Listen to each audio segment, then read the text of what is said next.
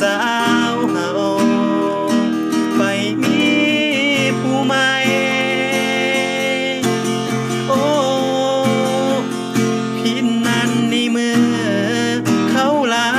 วผู้สาวไปมีคนอื่นคืนนี้มันสร้างแสนเหงาเมื่อเจ้าผิดคำสัญญาที่เจ้าเคยบอกอ้ายว่า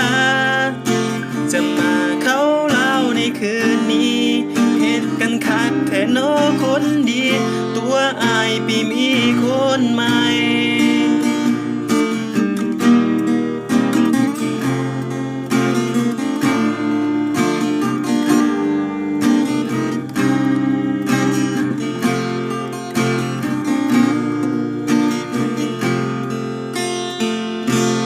คิดบ่ฝันว่าเจ้านั้นจะไปเข้าลาวกับคนอื่น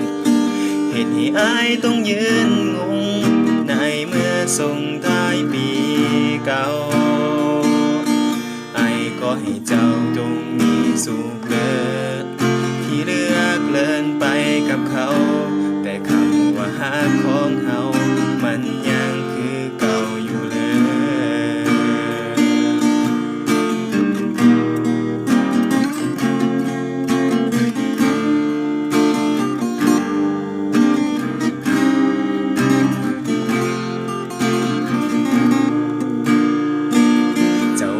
ไปเข้าลาวกับอ้ายคืนนี้ตกใจทันทีเมื่อหูข่าวเจ้าผู้สาวเฮาไปมีผู้ใหม่โอ้พินนั้นในเมื่อเข้าลาวผู้สาวไปมีคนอื่นคืนนี้มันสร้างแสนเหงาเมื่อเจ้าผิดคำสัญญา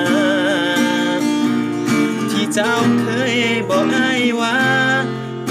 จะมาเข้าเล่าในคืนนี้เห็นกันคักเธอโนคนดีตัวอ้ายปีมีคนใหม่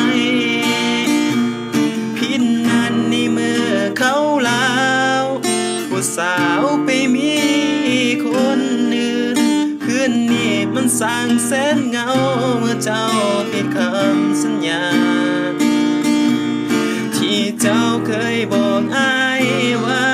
จะมาเข้าเล่าในคืนนี้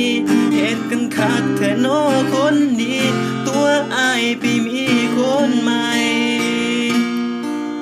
เหตุกันคักแท้โนคนดี